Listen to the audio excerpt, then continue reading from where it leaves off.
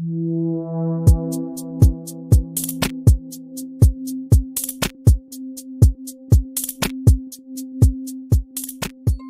to the We Will Get Through This podcast. This is a podcast born out of our online mental health resource where you can find yoga practices, guided meditations, articles, and psychoeducational talks. For more information, please go to wewillgetthroughthis.org.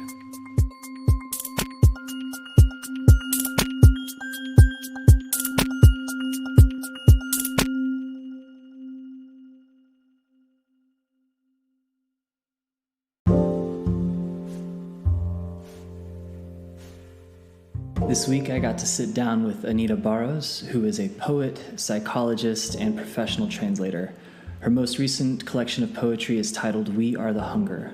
She has won numerous awards for her poetry and has translated several works from Rainer Maria Rilke. In this podcast, we discuss Rilke's perception of God, his connection with darkness, and read through various poems by both Anita and Rilke. I hope you enjoy.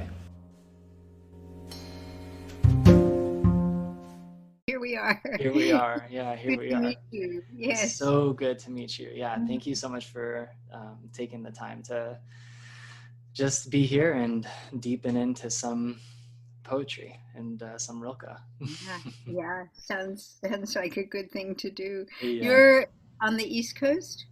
I am now. I was actually in California for 3 years, near the Santa Cruz area in the mountains, in the redwoods.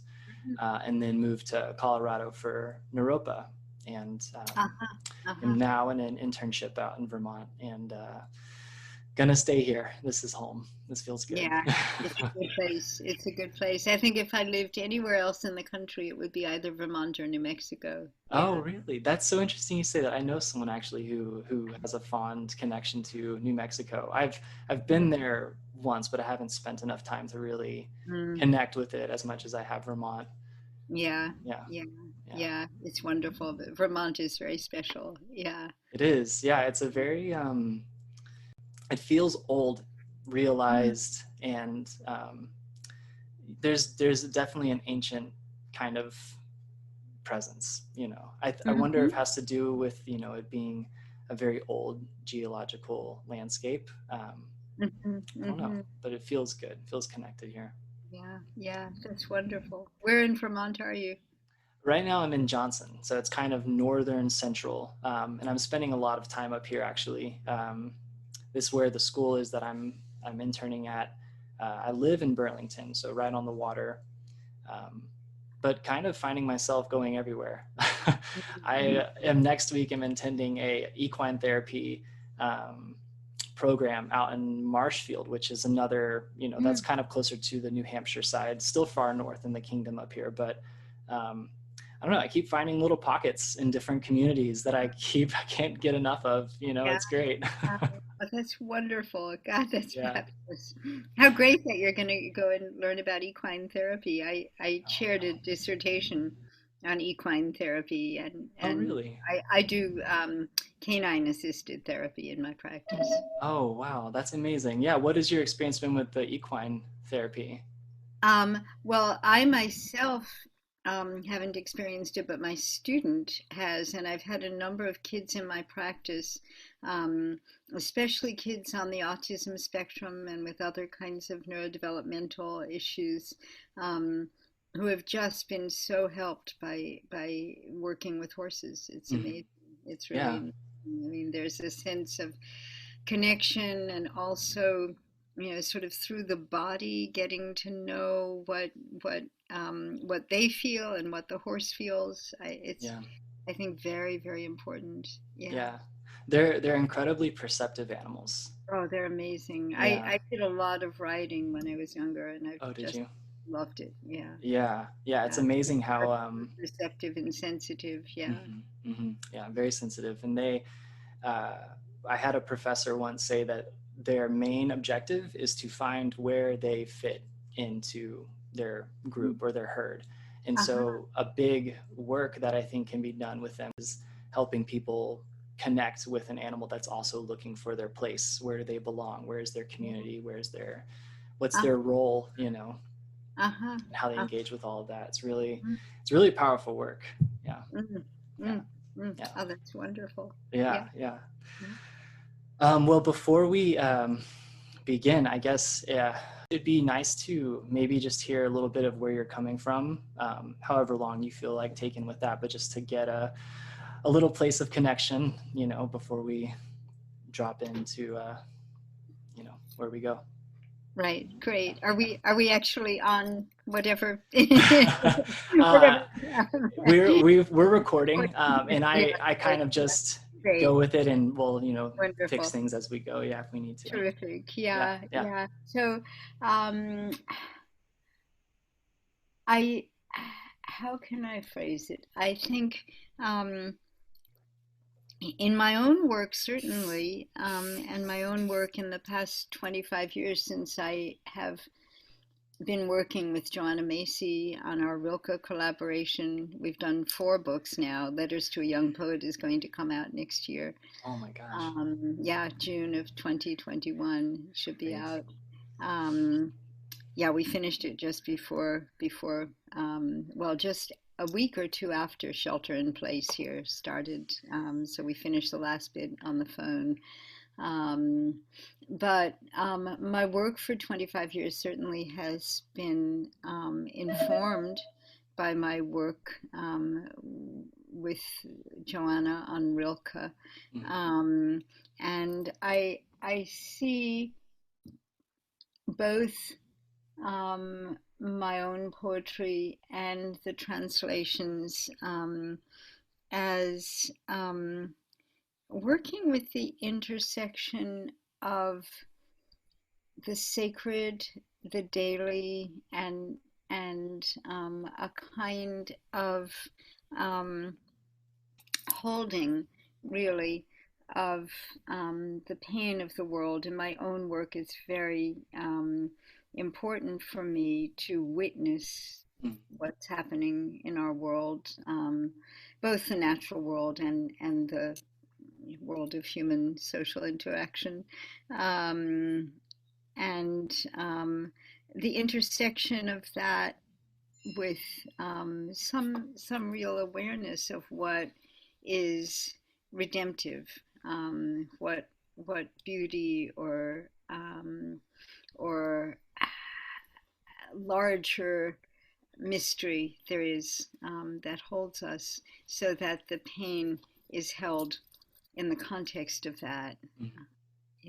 Yeah, I can resonate. I think finding meaning and purpose from suffering or pain in general is so powerful. And personally, that's been the draw towards Rilke and his poetry, and a lot of your work as well has been the support in getting a sense of how to understand suffering, give it purpose and give it meaning, and see the heroism, honestly, in the endurance of it and the acceptance and the life experiences of it. Yes, exactly. And yeah, I think all of that is so important, and it's really held, I think, within any of the religious traditions that that I'm familiar with. I was raised in the Jewish tradition, and in my 30s converted to Catholicism, and I think partly because I was reading Italian medieval poetry, and that became very important to me, and then felt like I needed a practice, more than a religious belonging, and Buddhism came into my life, and so I've as one of my daughters put it when she was young in an interview with a Buddhist magazine, my mom vacillated a lot in her religions when we were little. I love that. It was gorgeous. Yeah. Right. I think they were interviewing the children of people who did Buddhist practice or something. And it's like, okay, maybe that's true. Maybe that is what I did. Yeah, they have a unique perspective on it. Yeah. Yeah, exactly. I kind of see it more as integration. But anyway, Mm. um, all of those traditions really hold in one way or another the inseparability of suffering and joy. As Joanna says, the heart that breaks open can hold the whole world, and I really see it that Yeah, way. absolutely. Yeah, and this is a theme that comes up quite a bit in Rilke's work in the Duino elegies and Sonnets to Orpheus, and clearly, I mean, in the Book of Hours, there's so much conversation around God and the connection to the divine.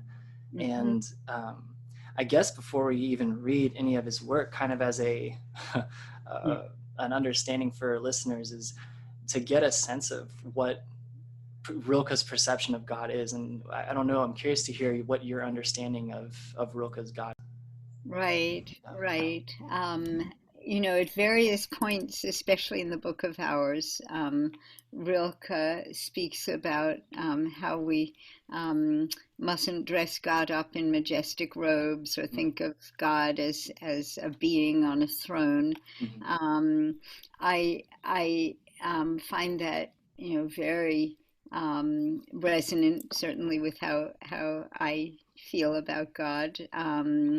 That God is not a human-like being. Rilke himself, was brought up by a very piously Catholic mother, and so his early childhood was really saturated in ideas of God that he later really rejected. Um, but he didn't reject the concept of something that holds the world, something that is bigger than the human mind or spirit can grasp, and something certainly very akin to nature. And sometimes when he's speaking to God, again, especially in some of the poems of the Book of Hours, it's very hard to determine whether he's speaking to God or to nature. And I think his concept of God is very synchronous with his feelings about nature. Yeah, I've noticed that as well. And there's actually some poems, and I think you've referenced them in the preface to the book, actually, where he almost has this idea and this belief that our existence is in itself a piece of the creation and the experience of God as a being. Like there's a I forget, I can't think of the exact poem in the book, but I know you had referenced it early on, because it was something that you had mentioned that drew you to Rilke in general, with the concepts of God, that God needs us almost. Or, Yes, yes, do you know yes. what poem I'm talking about Yes, I do specifically? know. I Yeah, do know what poem you're talking about. yeah, Let me find it. yeah. It was one of the first poems that Joanna and I translated together. Mm, Um, and here it is. Okay. okay. It's Was wirst du tun, Gott, wenn ich sterbe? What will you do, God, when I die? I am your pitcher when I shatter. I am your drink when I go bitter. I your garment, I your craft. Without me, what reason have you? Without me, what house where intimate words await you? I, velvet sandal that falls from your foot. I, cloak dropping from your shoulder. Your gaze, which I welcome now as it warms my cheek, will search for me hour after hour and lie at sunset spent on an empty beach among unfamiliar stones. What will you do, God? I am afraid. Yeah, that sense of our absolute interbelonging with God, Mhm. um, is one of the things that I really cherish in Rilke. Yeah. Um, that God really doesn't exist without us, and Mm. that we don't exist without God. Mm. And yeah. Yeah, that really speaks to me because I grew up very influenced by the Christian church in South and Texas too. So very, Yeah. Southern Baptist and a bit more legalistic and fundamentalist in the doctrine that we followed. And there's almost a shame in in feeling connected as a piece of the divine or a relationship to God in that sense. So Mhm. reading Rilke is liberating for so many reasons, but specifically for me because of this sentiment of a not a not a right, but a belonging Mhm. within Mhm. the experience of the divine. And it just informs so much of a separation spiritually that I think had been created because of this doctrine that feels so validating to have spoken to. Yeah, Right, right, yeah, exactly. yeah. And there was a poem about Rilke's God that I wanted to read as well. This one I don't speak German, so I'm not going to be able to do the That's fine. German translations at all. But Don't have to, right. but I welcome you to because it's so beautiful. And I had listened to you speak before and reading some of the language, and it does really kind of refine some of the Mm, preconceptions about the German language in itself. It creates mhm. such a beauty to it when it's spoken in this arena. But I will read this piece. This is the first poem in the first book of the Book of Hours. It says, "The hour is striking close, so close above me, so clear and sharp that all my senses ring with it. I feel it now. There's a power in me to grasp and give shape to my world. Mm, I know that nothing has ever been real without me beholding it. All becoming has needed me. My looking ripens things, and they come toward me to meet and be met." yes, yes, Yeah. yes, yes. I love that. That's exactly it. It's our interbelonging and the ways in which we're important. I mean, it's so easy, especially now, I think, because we're in such a moment of crisis on so many levels. In this world, in this country. I think it's so easy for people to feel a sense of shame, Mm. um, and to feel a sense of alienation. If we are people with conscience and realize what um, human activity has done to nature. Um, it's very easy to feel like a friend of mine was talking about what he found as the necessity for human extinction. Mm. And I thought, no, no. I mean, he's a friend with a daughter. And I said, would you want your daughter to go extinct? I certainly don't want that for my kids or my grandchildren. No, that's not the point here. Not to feel ashamed, not to feel that we're so bad that we need to just die off. Um, Yeah. yeah, but that Yeah. we need to hold it in a different way. Yeah. Yeah, absolutely. And you're really touching on another, theme through all of Rilke's writings is the connection to not just God, but to suffering in general. Mhm, There is mhm. such a, an awareness of suffering, but a love for it Yeah. as well at the same time. There's this it's not an obsession, but it's this life that Rilke finds through darkness. And I would love actually if you wouldn't mind reading another piece. Mhm. The one that I had written down that I was hoping you could read is in book 1. It's the 11th poem. And I'm not sure, how do you prefer to title those? I know in scripture we say chapter 1, verse 3, or something like that. So I imagine the book of hours might not follow that same sort of scripture. Not exactly, but you're close. Uh, Uh-huh. That's good because the titles that we used, because these were written actually not as separate poems, they were written really as a sequence. Right. And Rilke called them Die Gebete, which in German is prayers, the Mm. prayers. Okay. Um, and so he didn't title them. Mm. Um, so what we did, because we were told by the publisher we had to have titles, so what we Helps. That's a little, yeah, that's nice. did, right? Sometimes necessity makes it happen. Um, so what we did was we took the first few German words, or in some cases the whole first line of the German, um, and gave the poem that as the title.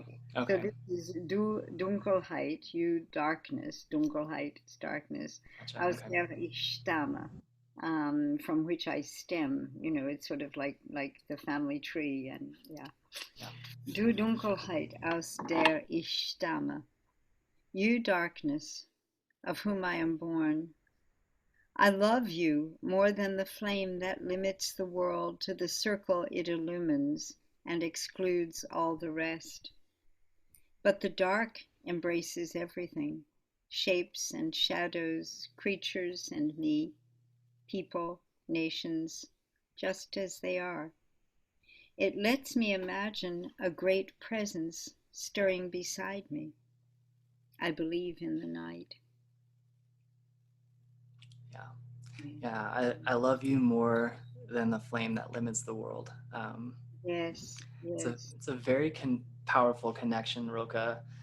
elicits with darkness, and I can't help but remember when I first started reading Rilke feeling a little uncomfortable with that Mhm. sentiment. Mhm. I wonder Yeah, if you share that as well. definitely. I Yeah. do. Yeah, I am a lizard. I am a creature of sunlight. And I did. I had a great deal of trouble with it at first, because it seemed to be sort of endorsing a depressive, a very sort of doom and gloom way of seeing the world. As I got into it more, um, the dark embraces everything, shapes and shadows, creatures and me. I think that the key concepts here are, um, the limitation, as you pointed out, that limits the world to the circle it illumines, so that the world is small. If you think of light or flame as the conscious mind, this is how I finally came to understand it. Good, great, The yeah. sort of Jungian sense. I'm a psychologist now by trade, have been for about 40 years. Um, and so, in the Jungian sense, light could be considered, the sort of archetypal emblem of the rational world, the world that we perceive easily with our senses. And darkness is the more unconscious, the more mysterious, the more unknown that infuses everything and informs it. Um, and that sense of a great presence stirring beside me, which if you light the flame, you won't see, but in the darkness, through the experience of the unconscious, you can perceive that. It's sort of Western intellectuals who are very dismissive of the concept of God, stems straight from the Enlightenment, and what you can see is all that's there. But I don't believe that at all. Yeah. That great presence stirring beside us, is very much there. Hmm. And if we sort of tone down the rational mind for a little while, we Hmm. can experience it more deeply. Yeah. Yeah. Beautifully and beautifully said. Yeah, resonate so much with that. I think the line that sticks out a lot to me as well is it lets me imagine a great presence stirring beside me, and Mhm, kind mhm, of seeing the intention of Rilke's connection to darkness is um, the life, the passion, the inspiration it elicits, the awareness, the connection to God. It's almost a longing for darkness, because the darkness brings connection, and the darkness brings, the divine. Mm-hmm. You know? Mm-hmm. Mm-hmm. Exactly.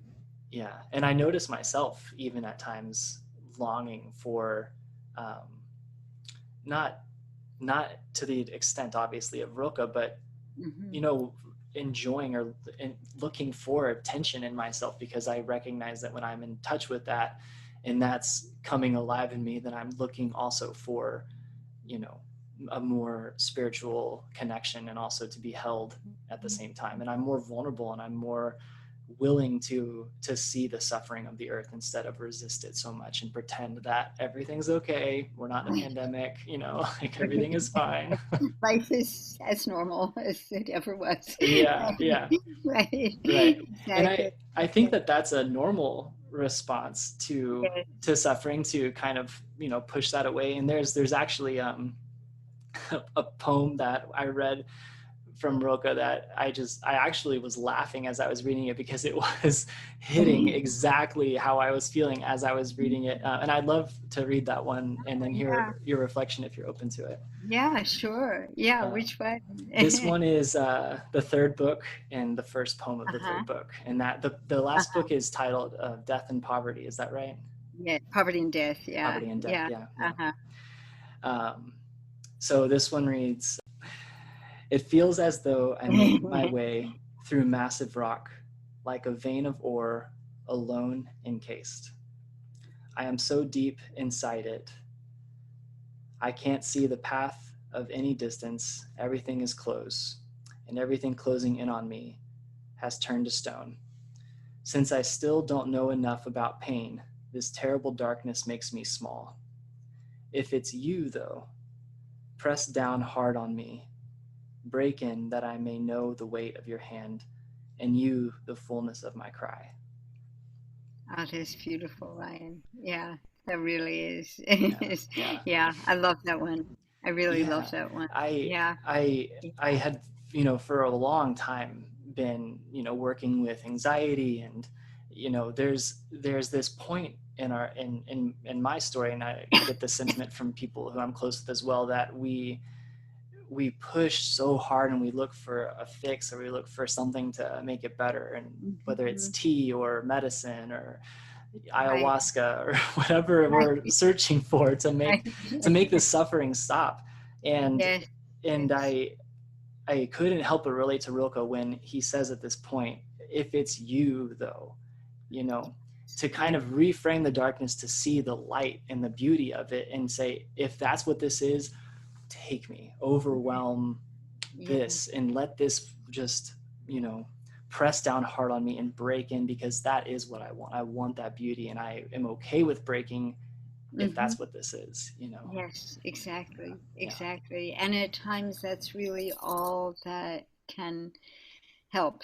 At times, we want so badly. I think I wrote you earlier today. I've been dealing with a clinical emergency all week. I Right. have a kid. I work in my therapy practice mostly with children and adolescents, and one of my adolescent patients is hospitalized for the fourth time right now for suicidality. And I'm very, very concerned about her. But she's been having a hard time in this hospital and she wants to leave. And I think she's been having a hard time not because of the hospital, but because what is needing to break through in her is probably finally breaking through. And in fact, the hospital is the safest place for her to be because her mother can't watch her 24 hours a day, Yeah. whereas they can in the hospital. Yeah. And so that sense of, and I've been trying to work with her mother not to pull her from the hospital at this Yeah. point. Yeah. That's so hard. Because it's so hard. It's so painful for the mother to listen to her child's pain. And I said almost those words. I said, I know she's suffering right now, and it's possible that because she's having such a hard time, she might break through to the root causes of the pain she's in, and Mm. she is safely held there, whereas she can't be if she's out and yeah. Mm. Yeah, it almost, brings tears up for me, because it's such a powerful time when that transition is occurring, or when you're on the Yes, brink of it. It's yes, not fun. I don't think not anybody fun. would say that it is. And I even think Rilke, correct me if I'm wrong, but I believe he was, you know, so deep in a depression for over a decade at one point, Yeah. where he wasn't writing at all. Is that correct? Exactly, Right. exactly. And it was Yeah. partly induced by the world situation. It was during World War One, and he had written a couple of the Duino elegies, and then he was completely stalled. He just couldn't do it, and he sort of wandered around Europe and stayed with various people he knew, and couldn't write, just Yeah. couldn't. Yeah. Yeah, yeah. But then, through that process, he also really models to me the beauty of surrender Yeah. into Yeah. it. And look what happened from his surrender. Wasn't there, Oh, the story goes that he, I think he wrote, he's like, the quote is, savagely, finished the elegies, and like his hand and the was just sonnet at the same in the time. It's sonnets. amazing. He Yeah. wrote all of the sonnets to Orpheus at the same time as he was writing the elegies, Mm. having not written a word for 10 years, and or maybe, he wrote notes, but he didn't write a poem for Mm. 10 years. Hmm. Just extraordinary, really. Yeah. Yeah, and it just all broke through. Right. And those poems, both those groups of poems, the Duino elegies and the sonnets to Orpheus, really hold that sense of breakthrough and essentially arriving at praise, which is amazing. Yeah. In fact, can I read one of the sonnets? Um, Please, yeah, absolutely. yeah, That's actually some of his work I've not explored much, so I'd love to yeah, get into yeah. that. Yeah, this one, I should be able to find it. This one, I this is I think my favorite of all the sonnets to Orpheus, and it's really about that, about what we were just talking about. It's part two, and it's number 13. Be ahead of all parting, as if it had already happened, like winter, which even now is passing. For beneath the winter is a winter so endless that to survive it at all is a triumph of the heart. Be forever dead in Eurydice and climb back singing, climb praising as you return to connection. Here among the disappearing in the realm of the transient, be a ringing glass that shatters as it rings. Be, and at the same time know what it is not to be. That emptiness inside you allows you to vibrate with your world. Own it now and become complete. To all that is run its course, and to the vast unsayable numbers of beings abounding in nature, add yourself gladly and cancel the cost. Mm. I'll read the first stanza in German, because it's so gorgeous, and you can hear it, in our translation, like winter, which even now is passing. For beneath the winter is a winter so endless that to survive it at all is the triumph of the heart. Sei allem Abschied voran, als wäre hinter dir, wie der Winter, der eben geht. Denn unter Wintern ist einer so endlos Winter, dass überwinternd dein Herz überhaupt übersteht. You can just hear the Hmm. Yeah, repetition right. sounds, Yeah. yeah. And of course, German does things like überwinternd, overwintering. Mm. It's gorgeous. It's beautiful. Yeah. Thank you so much for reading that. The the times where Rilke is a little bit more commanding in the Uh-huh, poems, where he uh-huh. says, kind of in the I think a very popular poem is where he says, "Let everything happen to you, beauty and Yeah, terror, or no just fleeting, no keep feeling." going. Yeah, No feeling is final. Yes.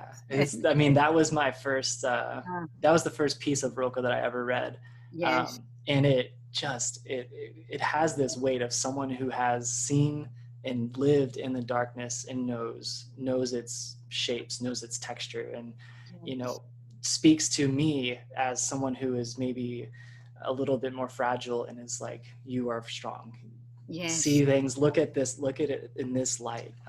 So I Yes. always appreciate his more commanding Yes, I love poetry. that. I love that. And that one is so beautiful because it's really God walking out with us. God speaks to each of us even as He As he makes us. makes us. Yes, yes, Yeah, yes, yeah. yes. Then And then walks. goes out silently in the night. Yeah. Yes, Oh, yes, exactly. It's so beautiful. so And I beautiful. think about that bit of it all the time. Let everything happen to you, beauty and terror. I mean, again, this moment. I think people are feeling the terror, and it's very hard. I had a friend say to me, "Oh, this is the end of times already. Now that Ruth Bader Ginsburg is dead, there's no hope left at all." And I told her what my daughter said. I have two daughters, 30s and 40s. It's just hard for me to imagine. Um, and my older daughter, whose work it is to write about occupied Palestine. She's a writer and editor for an online journal about Palestinian rights. Um, she said, "It's really sad if we imagine that one human being was holding this democracy back from the brink of fascism. We can't we can't allow that to be. I mean, for one thing, yes, one human being of course couldn't do it. Mm-hmm. And the rest of us have to fill in that gap. The rest Yeah, of us, there are lots of us out here. Um, yeah, yeah, and yeah. and yeah, I yeah. appreciate that framework of kind of reimagining how this works, how community empowers movement, and how change comes with the individuals. That's Yes. it's that story of the you'll appreciate this because you're on the West Coast now. Yeah, That's correct, right? In Berkeley. Yeah. California. Yeah. So there's the story of the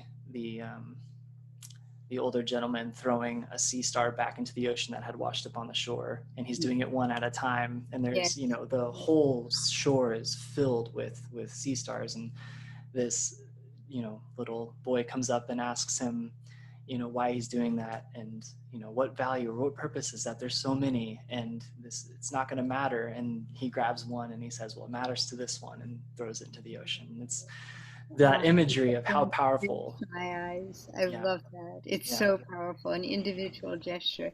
And I have a story about starfish. I have a little ceramic starfish on my dresser in my bedroom to remind me of that story, okay. and also this, which is science.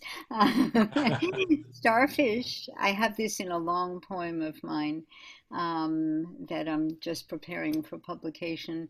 Um, so starfish along the west coast, I don't know if it was true everywhere, but along the west coast, starfish were dying of this hideous, hideous disease. They were just being found dead on the beaches all up and down the west coast.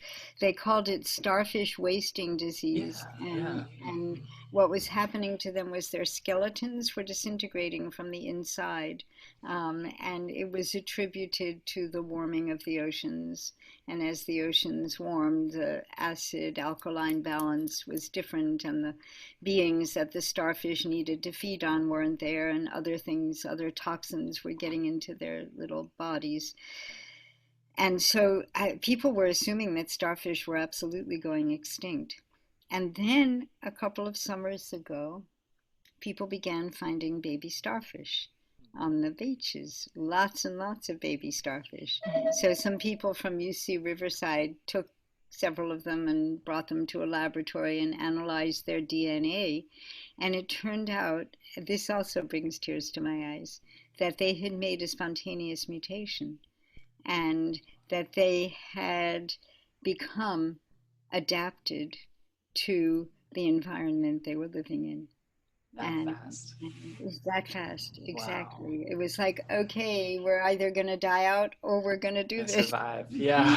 And they did it. They survived, Wow. and I love that. I love that. I told Me that too. story Yeah. to my granddaughter. I have a granddaughter who actually is this year going into her sophomore year at UC Santa Cruz in marine biology. Oh, Except wow. she's doing it from home, 10 minutes from my house. She lives with her mom. Um, and I told her that story, and she said, biologist that she is, she said, Nona, that's natural selection. We got to give a word to it. Right.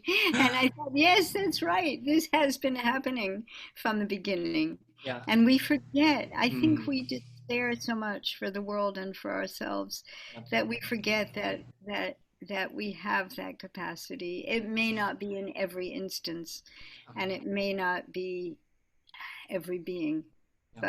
but we have that capacity. You're so right. We often, I think, have that resistance to darkness because we don't realize how resilient we actually are to Yes, feel it and to yes, go through it, and yes, to how much inner brilliance and genius we have that's going yes, to guide us through that process. yes, It's the yes. letting go that is very challenging. Oh, exactly, exactly. Yeah. And that happens at so many different levels. So yeah, it, Absolutely. it really Yeah. does. Yeah. What is the sea star story that you mentioned about the ceramic one in your? Oh, well, I keep that ceramic sea star in my bedroom so that I can be reminded every day of both the story you I told see. and the story that I just told. Gotcha. Yeah, Yeah. yeah, Yeah. Yeah. yeah, Nice. yeah. It's good to have those reminders. Yes, exactly. Our resilience and the ways in which, yes, even one life, Mm. one gesture is important. I was talking to a friend this morning who said, well, Anita, you're an activist. You do so much work and you do so much speaking and you do so much, out there in the world. And I don't do anything. I just help the people who are in my immediate circle. And I said to her, but that's a lot. Mm. That's a lot. Mm. It's we do it on all different levels, and each one of us is indispensable. Absolutely. Yeah, there's a quote from Gandhi. I'm gonna butcher it, but essentially goes that this life is the most unnecessary thing we will ever do, but it is of the utmost importance that we do it. Yes, I have that somewhere in my long poem. It's something like that. Yes, I know I messed that yeah, up, but the sentiment is right, there. Yeah, right, yeah. exactly. And I have on the wall above my desk, it's a quotation from Rabbi Nachman of Breslov. I believe he was 18th century, but I could be wrong.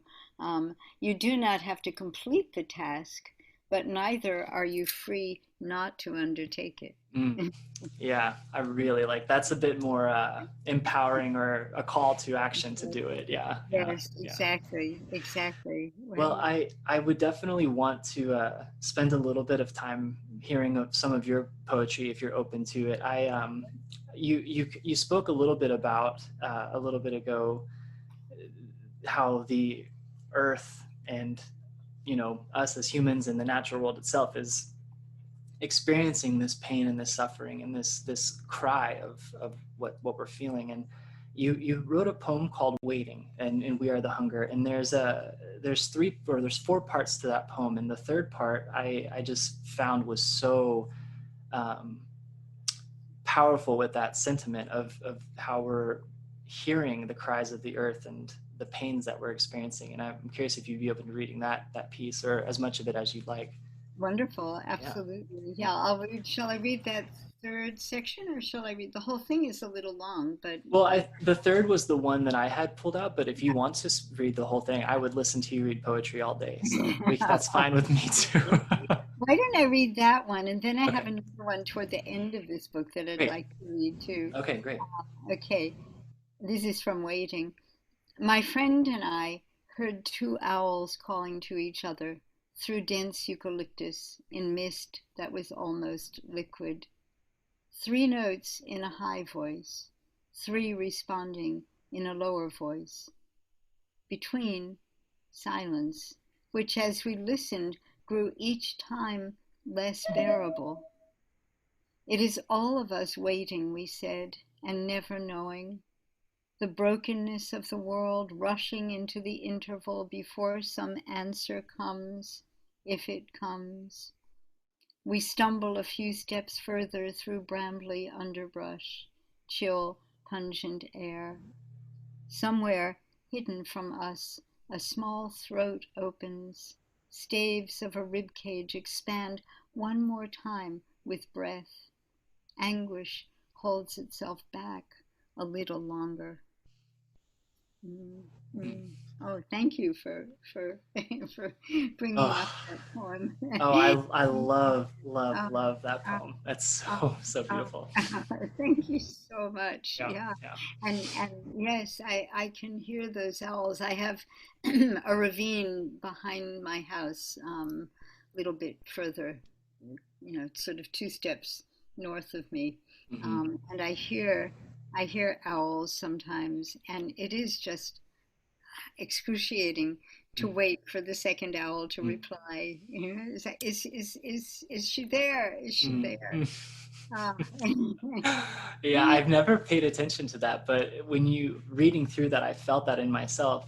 I could imagine, times in my life, either in California or in Colorado where I heard owls quite a bit, and Yeah, and thinking about that, it's never just one that I would hear. right. There's always this call and response of like, who's out there, what's going on, what are we doing tonight, and yeah, Exactly. you're always waiting for that other one, and that tension of where is the response here is so palpable. Yeah, yeah. Exactly, exactly. Here's the one I was thinking of. It's toward the end of the book. It's Some Trees, and this really is, a poem where I weave together the suffering of the natural world and suffering in the human world. It's in five short sections. One, in the long months of listening to reports of war, I grew more and more attached to the Douglas fir we planted in the northwest corner of the garden one winter my children were young.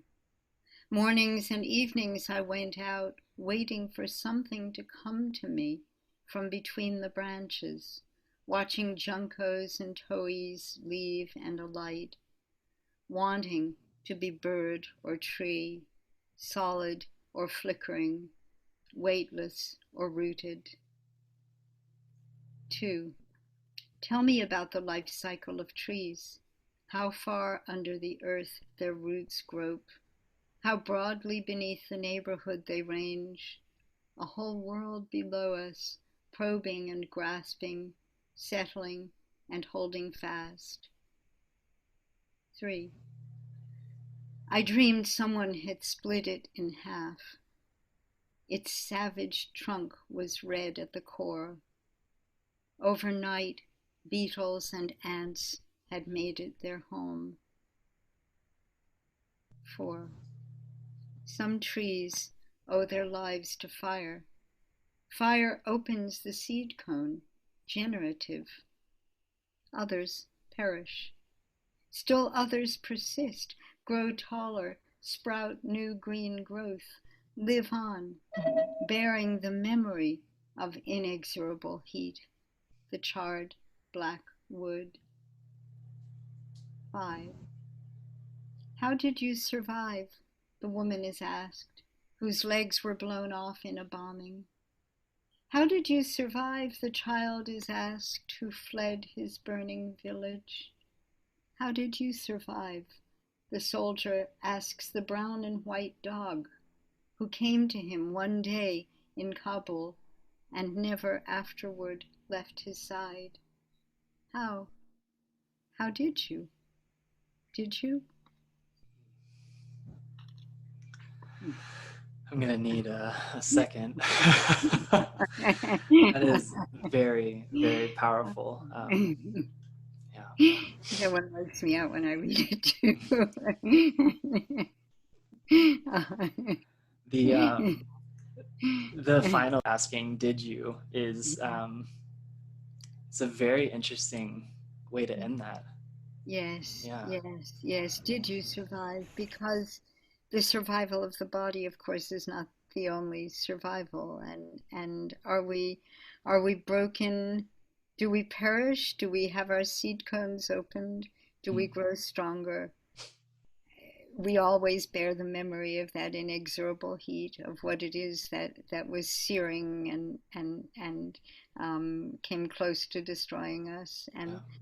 But Yeah. yeah, did we survive? Did you survive? Did Yeah. we survive? Do we survive Yeah. with our souls intact? And yeah. I remember reading that poem for the first time and having the similar reaction I'm having now of just, this simultaneous experience of the overwhelm of joy of the resilience we possess as a species, as a piece of the earth, and then also the weight and the gravity of loss and grief, and it's all kind of mixed and folded in together.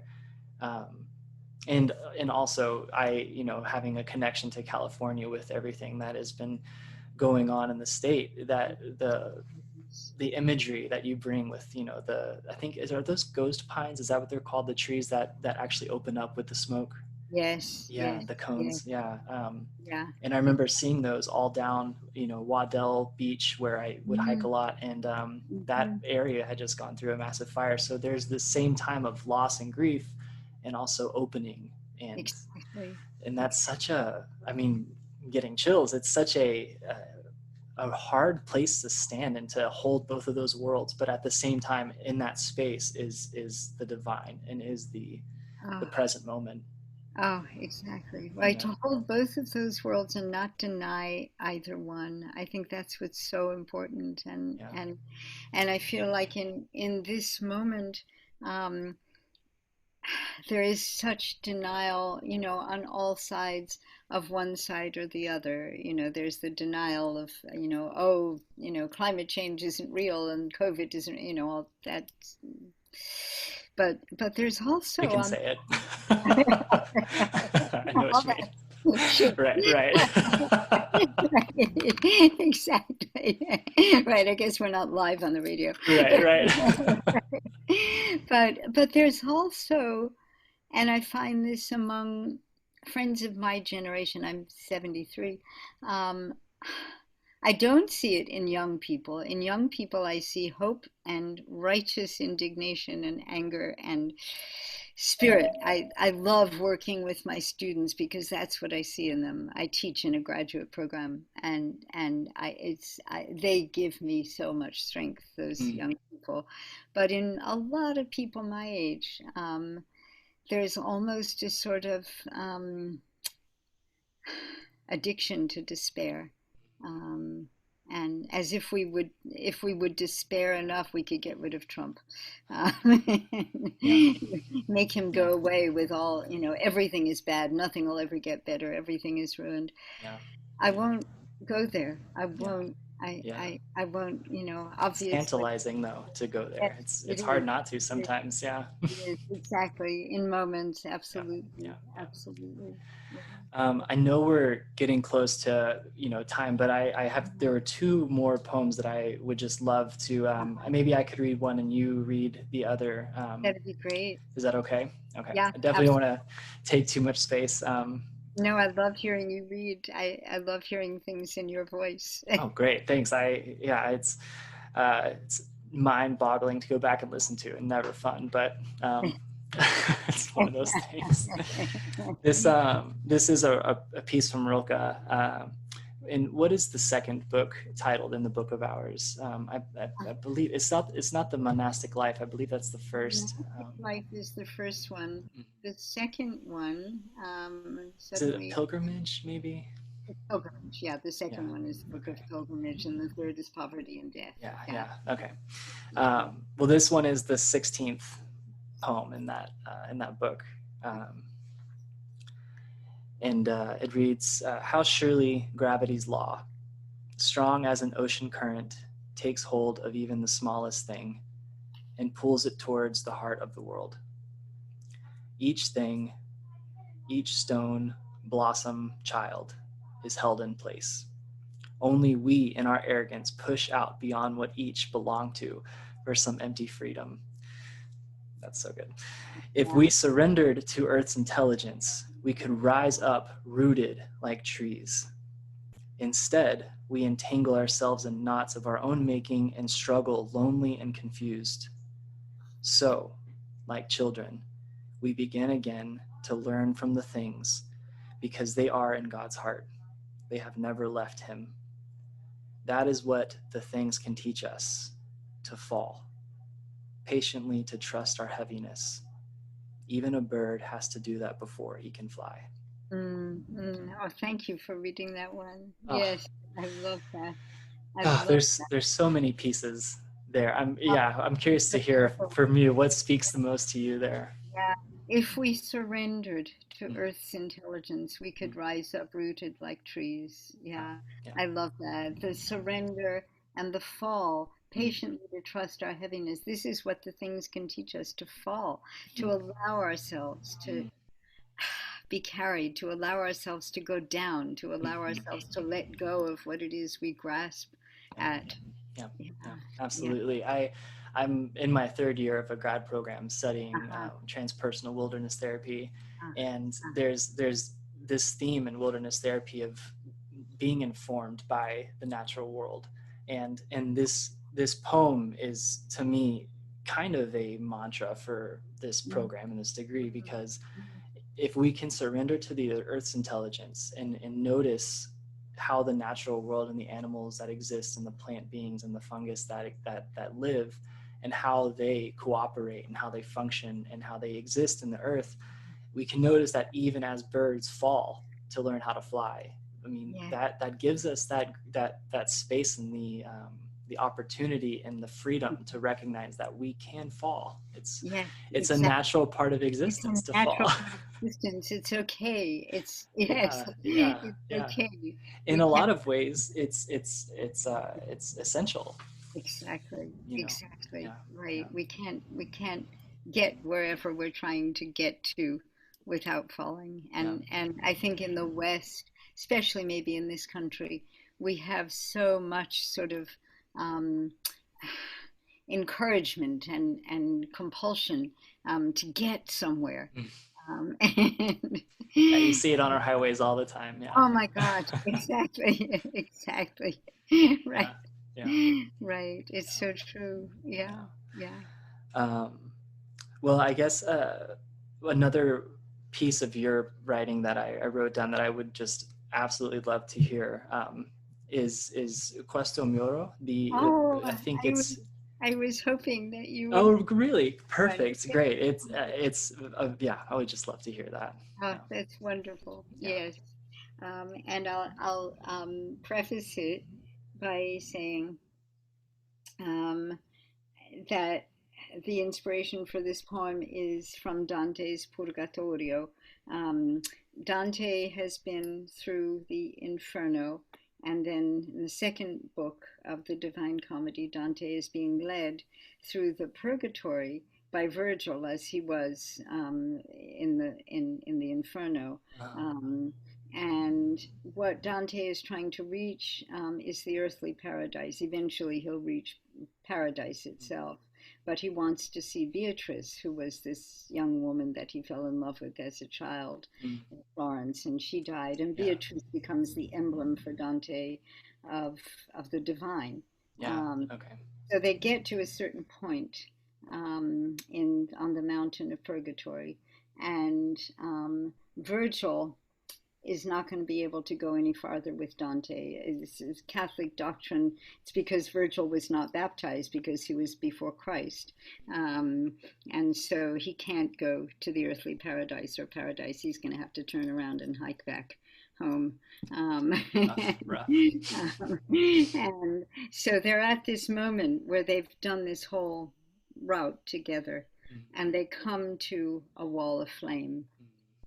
So, questo muro, quando mi vide star pur fermo e duro, turbato un poco, disse, or vedi, figlio, tra Beatrice e te è questo muro, So that's Virgil speaking to Dante. It's when he, Virgil, saw me standing there digging in my heels. He was a little bit miffed, and he said, "Now look here, kid. Between Beatrice and you, there is this wall." Mm, mm, You will come at a turning of the trail to a wall of flame. After the hard climb and the exhausted dreaming, you will come to a place where he with whom you have walked this far will stop, will stand beside you on the treacherous, steep path and stare as you shiver at the moving wall, the flame that blocks your vision of what comes after. And that one who you thought would accompany you always, who held your face tenderly a little while in his hands, who pressed the palms of his hands into drenched grass and washed from your cheeks the soot, the tear tracks. He is telling you now that all that stands between you and everything you have known since the beginning is this wall. Between yourself and the beloved, between yourself and your joy, the riverbank swaying with wildflowers, the shaft of sunlight on the rock, the song. Will you pass through it now? Will you let it consume whatever solidness this is you call your life, and send you out a tremor of heat, a radiance, a changed, flickering thing? mm. Ah, Yeah, yeah, thank you for bringing me back to that yeah, one as yeah. well. No, Yeah, yeah. absolutely. Thank you for reading Uh, it. uh, Yeah. Thank you so much. Yeah, I Yeah. love hearing, the original language there, and uh, Mm. the the reason why I kind of wanted to end with that poem specifically is because it's not only this offering and freedom to us and to anybody listening to allow themselves to go through the flame, Yes. to Yes. suffer and to surrender into it. And Yes. often that lack of surrender and the resistance causes more Absolutely. pain in the process. And Exactly. so We're not not only, going to get to Beatrice if we're not willing to go through the flame. yeah, exactly. We want Beatrice. Yeah. Yes. Yeah. And so it's not only that offering, but it's even more this um, illuminating what the process actually is entailing and what you are trying to achieve, and the necessity on the soul to take that current and to flow into what is to come. And I just think that that's such a beautiful offering to share. And so yeah, thank you so Uh, much for your time. It's been Thank just wonderful. Yeah. Oh, it's been wonderful for me. I'm so grateful. I'm really grateful. It's very wonderful. You know, these 10 days between the Jewish New Year and Yom Kippur, which is next Monday, are called the days of awe, and they're days that are supposed to be infused with meditation and a sense of return to the sort of first principles in oneself, return to God, and this hour with you has helped me to do that. Okay, So I'm so thank you. glad to hear it. Yeah. And Thank is you. there before we go, is there you mentioned there's Rilke's Letters to a Young Poet coming out next year. Is there other things that we could have people come to find you, or other Um, books or works you're doing? yeah, the Letters to a Young Poet will come out in June of 2021. I have a novel that's going to be published in April of 2022. It Great. takes a long time for a book to come out. And I'm working on putting together a new manuscript of poems, which hopefully is going to be published by the same publisher who published We Are the Hunger. That one's going to be called Testimony, and it really is it's a long sequence. It's about somewhere between 75 and 85 pages, Yeah. 20 poems, basically bearing witness to what's happening in the world. And Great. Well, I would love to connect again at some point about those. And I just have really loved We Are the Hunger. And, I'm so grateful that you've taken the time to do the work you've done, because it, just as much as Rilke, it's so inspiring and encouraging to keep going through the flame, so thank you. Thank you so much. Yeah, thank you absolutely. for evoking what I've been able to say this morning. Yeah, Thank absolutely. You. Yeah. All right, Anita, well, be well. Hey, you too. Be well, and let's stay in touch. Absolutely. Will do. All right. Wonderful. Take good care. Thanks. Bye. Bye.